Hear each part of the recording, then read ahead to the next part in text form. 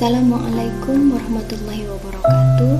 Mari kita belajar bersama tentang substansi dan ekspresi genetik dengan saya Siti Munawaroh, mahasiswi Magister Biologi Fakultas Sains dan Teknologi Universitas Islam Negeri Maulana Malik Ibrahim Malang. Pernahkah kita melihat buah dalam satu pohon memiliki baik dari segi bentuk, warna, rasa, serta lainnya memiliki perbedaan? Kemudian yang kedua, dalam sebuah keluarga, saudara kandung sekalipun memiliki antara yang satu dengan yang lain memiliki perbedaan yang mencolok maupun tidak, baik dari segi warna kulit, bentuk hidung, mata, rambut, dan lain sebagainya. Pada bunga dalam satu pohon pun memiliki baik dari segi warna, bentuk, juga yang lainnya memiliki perbedaan. Tahukah kalian bahwa perbedaan tersebut dipengaruhi oleh gen, di mana gen ini merupakan sifat pembawa, sifat dari parental dan diturunkan kepada itu sifat keturunan dari induk pada keturunannya. Sifat ini nantinya akan berinteraksi dengan lingkungan, akan memberikan bentuk yang bisa dilihat, ini kita kenal dengan istilah fenotip. Nah, apa saja kira-kira materi genetik yang mempengaruhi dalam ekspresi genetik? Yang pertama ada kromosom, kemudian ada DNA, ada gen, serta ada asam nukleat.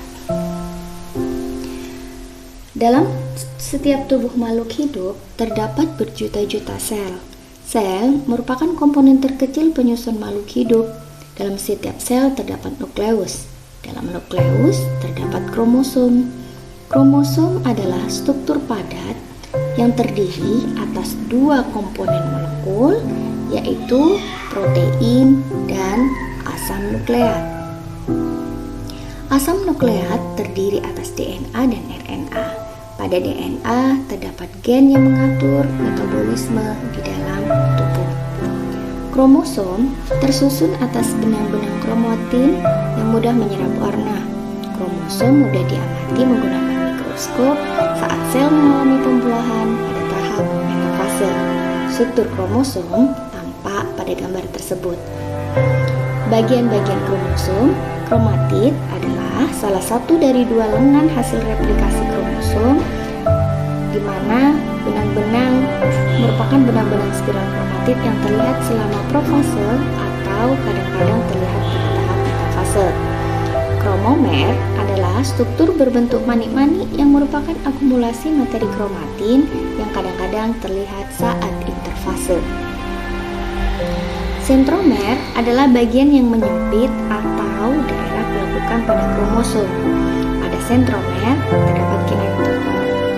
Kinetochor ini merupakan kromosom yang dijadikan sebagai tempat melekatnya benang-benang spindle selama pembelahan inti. Satelit adalah bagian ujung kromosom yang berbentuk bulat. Tidak semua kromosom mempunyai satelit. Dan yang terakhir ada telomer. Telomer maksud saya. Telomer merupakan bagian terujung kromosom yang berfungsi untuk menjaga agar DNA di daerah tersebut tidak terurai. Nah, berdasarkan letaknya, sentromer pada kromosom terdapat 4 macam. Yang pertama, metasentris, yaitu sentromer yang terletak di tengah kromosom. Yang kedua, submesasentris, sentromer yang terletak di submedian kromosom. Dan yang ketiga, akrosentris, sentromer yang terletak di subterminal kromosom. Dan yang keempat, pilosentris, yaitu sentromer yang terletak di ujung kromosom. Terdapat dua tipe kromosom dalam sel tubuh, yaitu autosom yang dikenal dengan kromosom tubuh dan gonosom yang dikenal dengan kromosom seks. Selanjutnya ada gen dan alel. Apa perbedaan antara keduanya? Gen merupakan unit penentu sifat tertentu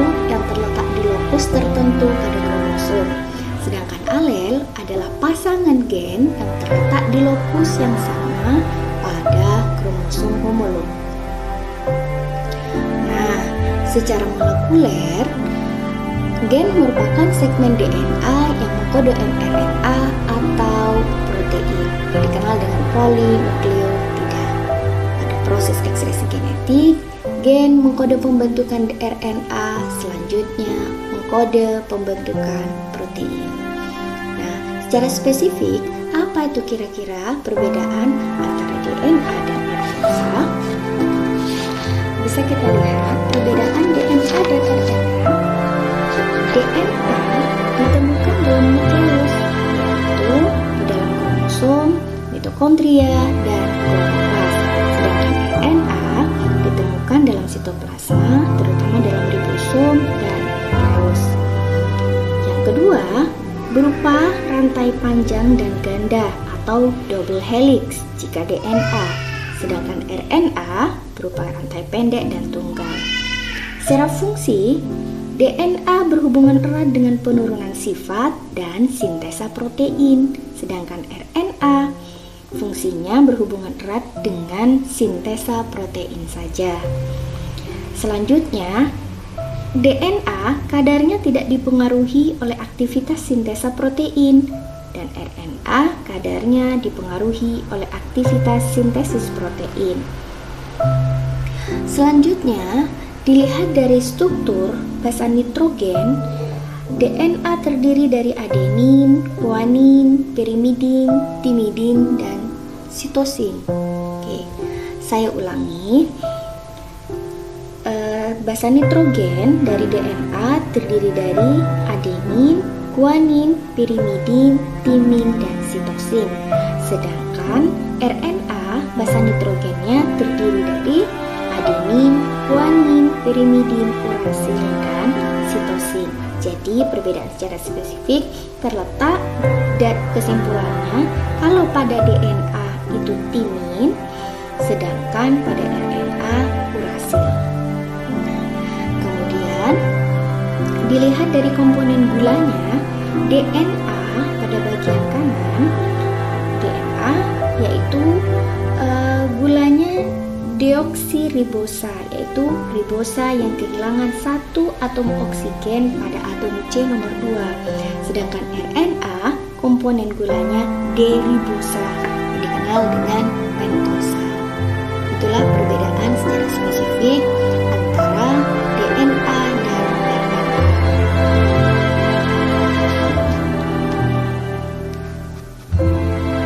Dalam ekspresi genetik sebelumnya, DNA sendiri itu mengalami suatu replikasi atau di mana DNA mengalami suatu penggandaan, perbanyakan diri, ya. Replikasi di sini mengalami 3 tahapan. Replikasi mengalami terdapat 3 macam replikasi. Yang pertama yaitu secara konservatif, di mana molekul DNA yang lama tetap atau tidak membuka. Lalu di samping setiap molekul DNA lama terbentuklah molekul DNA yang baru. Yang kedua, semi konservatif. Inilah teori DNA, istilah replikasi DNA yang cocok, di mana molekul dari DNA yang lama tetap atau tidak membuka. Lalu di samping setiap molekul DNA lama dibentuklah molekul DNA yang baru. Dan yang ketiga, replikasi secara dispersif, yaitu molekul DNA terputus menjadi beberapa bagian, kemudian pada setiap potongan tersebut dibentuk DNA baru. Perlu diketahui bahwa dalam proses replikasi melibatkan beberapa enzim. Yang pertama, enzim helikase berfungsi untuk menghidrolisis rantai ganda polinukleotida menjadi 2 rantai tunggal, yaitu mononukleotida.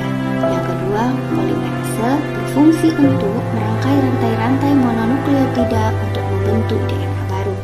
Dan yang terakhir, enzim ligase berfungsi untuk menyambung ulir tunggal DNA yang baru terbentuk.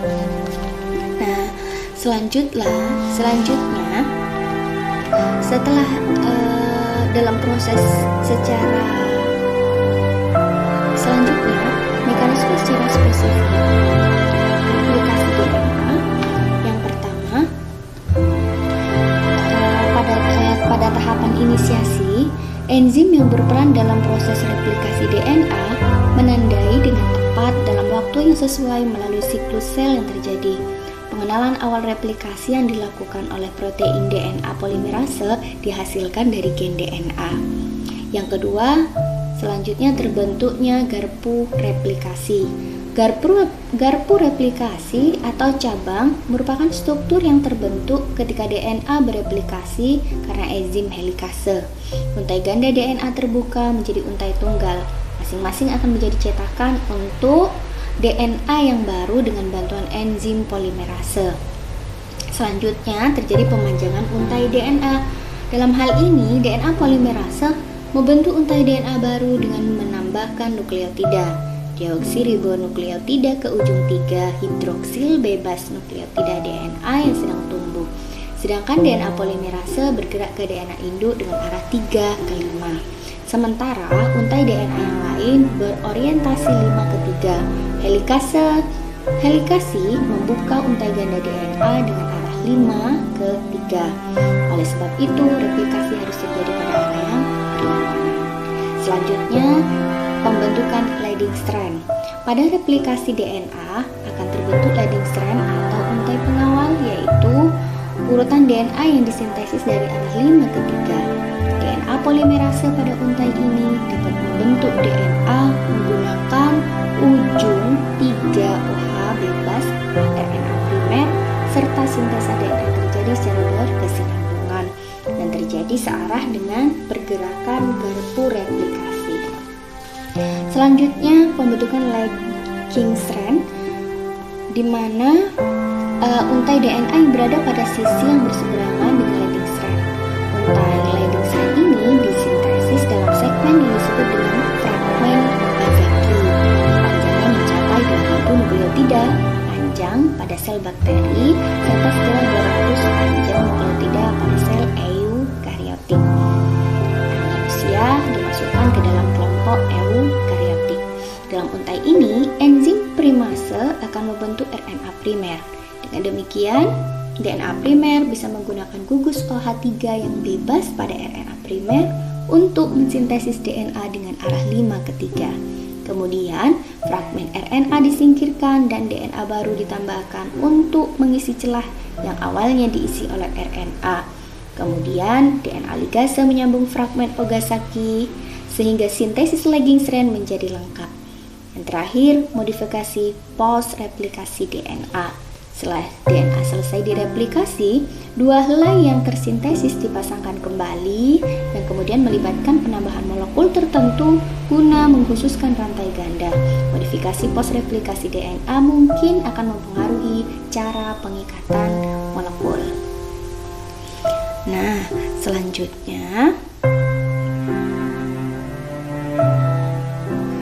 Selanjutnya, bagaimana kira-kira ekspresi gen itu terbentuk?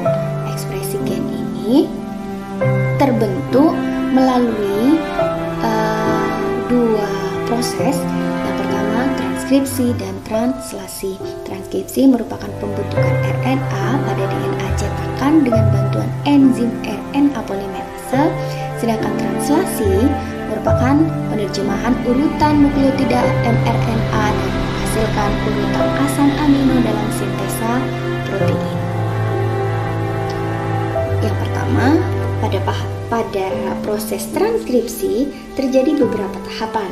Yang pertama, ada inisiasi atau yang dikenal dengan istilah permulaan.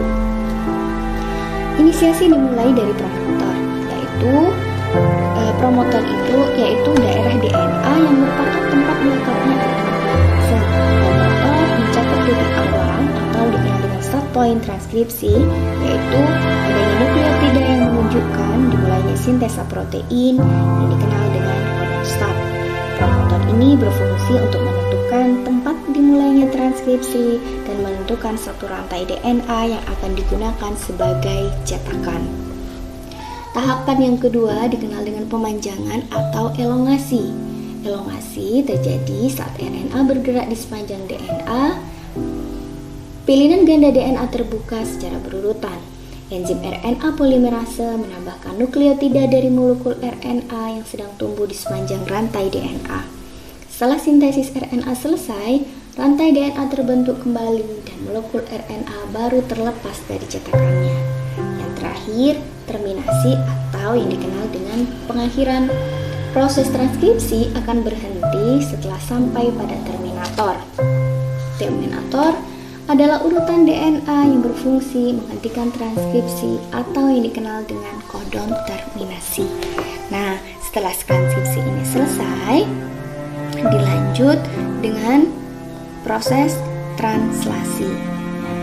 Apa itu translasi? Dalam translasi terjadi pelekatan antara tRNA dengan asam amino.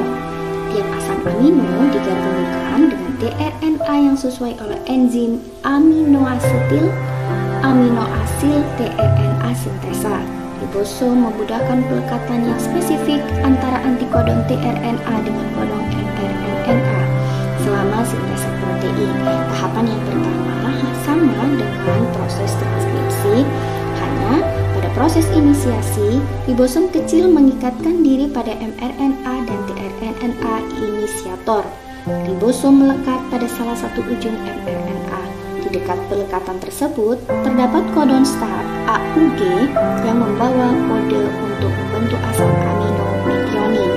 Kodon ini memberikan sinyal dimulainya proses translasi. Selanjutnya, tahapan yang kedua dikenal dengan istilah elongasi. Pada tahapan ini, asam-asam amino yang berikatan dengan methionine, molekul rRNA dari ribosom subunit besar berfungsi sebagai enzim.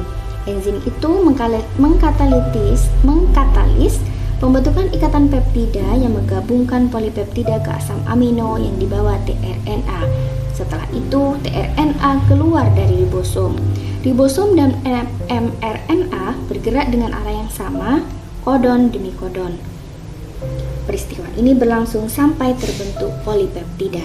Terakhir, tahapan terminasi, elongasi akan berhenti setelah ribosom mencapai kodon stop.